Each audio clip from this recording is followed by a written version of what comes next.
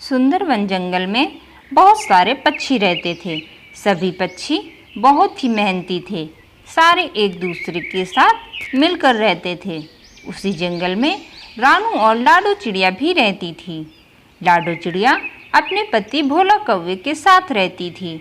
लाडो चिड़िया के चीकू नाम का एक बच्चा था और वह थोड़ा गरीब भी थी, लेकिन वह अपने पति और बच्चों के साथ अपना जीवन खुशी खुशी व्यतीत कर रही थी। लाडो चिड़िया और भोलू कौवा दोनों बहुत मेहनती थे। सुबह उठकर लाडो और भोलू काम पर निकल जाते और शाम को घर वापस आते। लाडो के पड़ोस में ही रानू चिड़िया भी रहती थी। उसके भी एक पिंकू नाम का बच्चा था। रानू चिड़िया का घर बहुत बड़ा और सुंदर बना हुआ था। उसके पास पैसों की कोई कमी ना थी। पिंकू जिस चीज़ की मांग करता, रानू उसे ला कर देती। एक दिन लाडो और भोलू कौवा भोजन की तलाश में घर से निकले। रास्ते में उन्हें रानू चिड़िया मिली। रानू चिड़िया लाडो चिड़िया से बोली, लाडो चिड़िया, आज पिंकू का बर्थडे है। शाम को मैंने घर पर पार्टी रखी है। मैंने जंगल के सभी पक्षियों को भी बुलाया है। तुम भी चीकू और भोलू कौवे को लेकर शाम को घर आ जाना। यह कहकर वह वहाँ से चली गई। रानू चिड़िया बहुत ही धूमधाम से पिंकू का बर्थडे मना रही थी। जंगल के सभी पक्षियों को भी बुलाया था और केक भी बहुत बड़ा बनवाया था। शाम हो गई। लाडो चिड़िया भोलू कौवे के साथ चीकू को लेकर रानू चिड़िया के घर पहुंची। थोड़ी देर में पिंकू ने केक काटा और इसके बाद फिर सब ने पिंकू बेटे को जन्मदिन की बहुत सारी बधाई दी। रानू चिड़िया ने पिंकू को उसके जन्मदिन पर बहुत सारे खिलौने और खाने की चीज़ें भी दी थीं।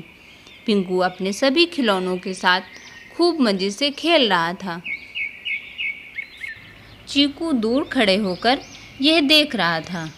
चीकू का भी मन कर रहा था खिलौनों के साथ खेलने का, लेकिन पिंकू ने एक भी खिलौना चीकू को नहीं दिया और रानू चिड़िया ताने मारते हुए कहती है, जिसको खेलना है वह अपने मम्मी पापा से मंगवा ले। यही खिलौने तो मैं अपने पिंकू बेटे के लिए लाई हूँ और बहुत महंगे भी हैं। एक भी खिलौना अगर टूट गया तो क्या होगा। थोड़ी देर बाद सभी पक्षी अपने अपने घर वापस चले गए। लाडो चिड़िया और भोलू कौवा भी अपने बेटे को लेकर घर वापस आ गए।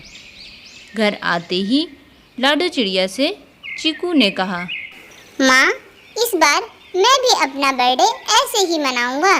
मुझे भी बहुत सारे खिलौने चाहिए। लाडो चिड़िया और भोलू कौवा ने कहा, ठीक है चीकू बेटा, इस बार हम भी तुम्हारा बर्थडे ऐसे ही मनाएंगे। लाडो चिड़िया अभी से जन्मदिन की तैयारियों में लग गई। घर खर्च के बाद जो पैसा बचता उसमें से कुछ पैसे वह जन्मदिन के लिए निकाल कर रख देती। इसी तरह करके उसने कुछ पैसे इकट्ठे कर लिए और वह दिन आज आ ही गया जिस दिन का चीकू इंतजार कर रहा था।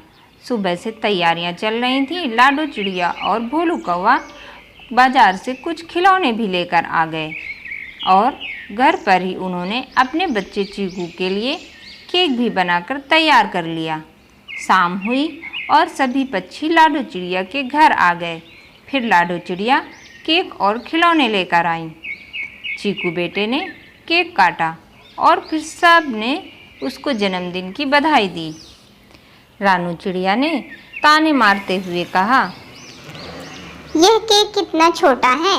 मैंने अपने पिंकू के बर्थडे पर इससे बहुत बड़ा केक बनवाया था और ये खिलौने भी कितने कम और सस्ते हैं। मैंने अपने पिंकू के बर्थडे पर इससे ज़्यादा और महंगे महंगे खिलौने ला के दिए थे।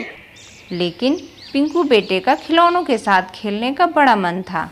यह देखकर लाडो चिड़िया बोली, जाओ पिंकू बेटा, तुम भी चीकू के साथ खेल लो, तुम्हें भी बड़ा मज़ा आएगा।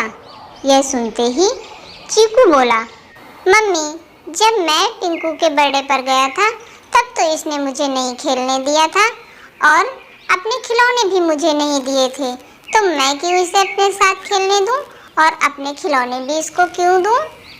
डाडो चिड़िया चीकू को समझाते हुए कहती है, बेटा ऐसा नहीं कहते हैं, यह जरूरी तो नहीं कि अगर सामने वाले ने हमारे साथ बुरा व्यवहार किया है तो हम भी उसके साथ वैसा ही व्यवहार करें, फिर उसमें और हमें अंतर ही क्या रह जाएगा।